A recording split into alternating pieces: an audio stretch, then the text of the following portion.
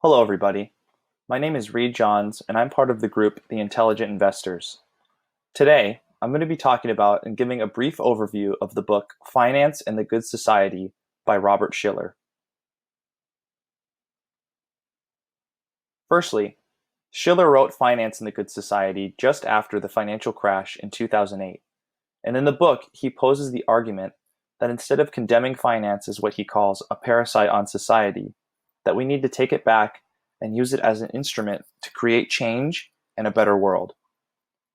He also advocates that finance should be more democratic, meaning more people should be involved and educated in the financial world.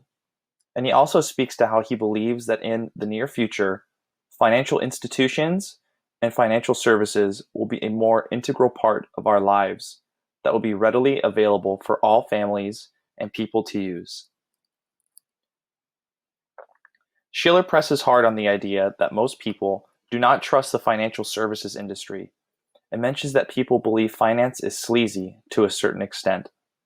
He believes that reclaiming finance and restoring trust in the institution will have to be done in the near future, and he gives the examples of better regulations and an increased emphasis on corporate social responsibility as ways to accomplish this.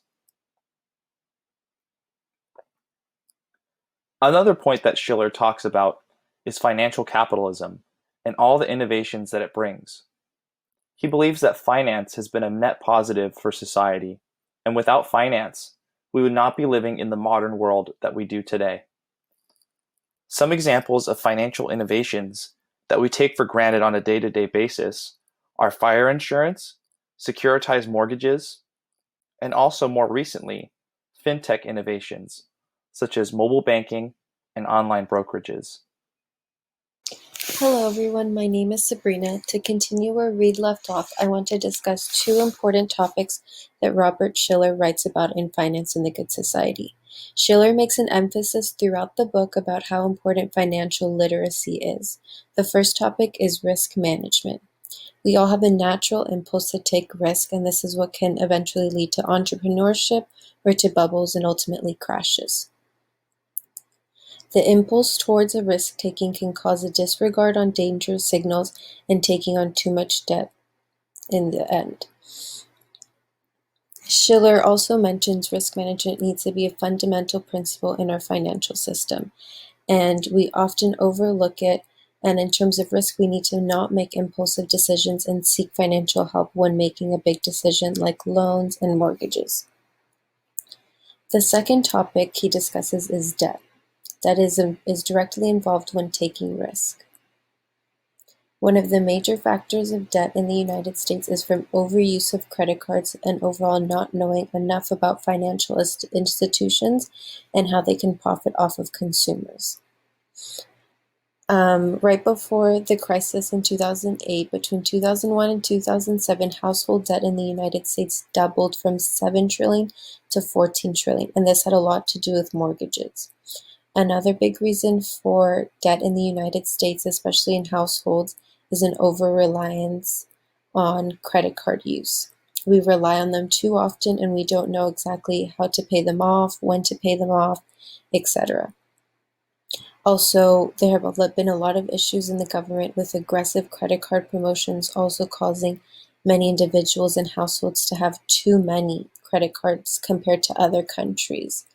And Shiller also recommends listening to those in finance and financial engineers and how we can reduce this problem. Overall, I would recommend not being impulsive, gaining financial literacy through research and with help of those in finance. Thank you. Hello everyone, I'm Rene Martinez. I will further discuss about debt. First of all, I will tell you the reasons for debt, and then I tell you some of the solutions that the book Finance and the Good Society by Robert Shiller tries to imply. And if we were applying this for giving advice to a middle class family, we want to give them the following reasons why people fall into debt. One of them is the lack of financial literacy, self-discipline, and interest in financial management. It often happens that people rush to learn about the latest gadget that's come out, and yet people are skeptical in learning about the newest financial innovation in the market. Other reasons include overconfidence in self and in economic times. Job loss and recessions happen. Consumerism. Often people are trapped in credit cards that seem attractive at first because of the many benefits it offers, and yet they carry some of the highest interest rates, and this can spiral with people's debt. Also, lack of budgeting. The average American has $11,700 or less cash in hand to cover for any unexpected life event. This can put them at risk of falling into debt. Some of the solutions that the book implies is, firstly, to have an efficient budget, you must assess your current situation and goals. Income diversification. If you can have more than one source of income, by all means, you should try to do that. Also, be more aggressive with saving your money and try to spend it less. This includes decreasing your credit card usage and lower its APR. Learn risk and interest and how they can potentially affect one's financial future. And lastly, Robert Shiller advises that you should find financial consultants that can help you in making use of the diverse financial and investment vehicles out there available. Thank you. Not only does Shiller, in the book, focus on the causes of the financial crisis and ways in which we can remedy future situations, he also takes a hard look at who is to blame for the problems that we face.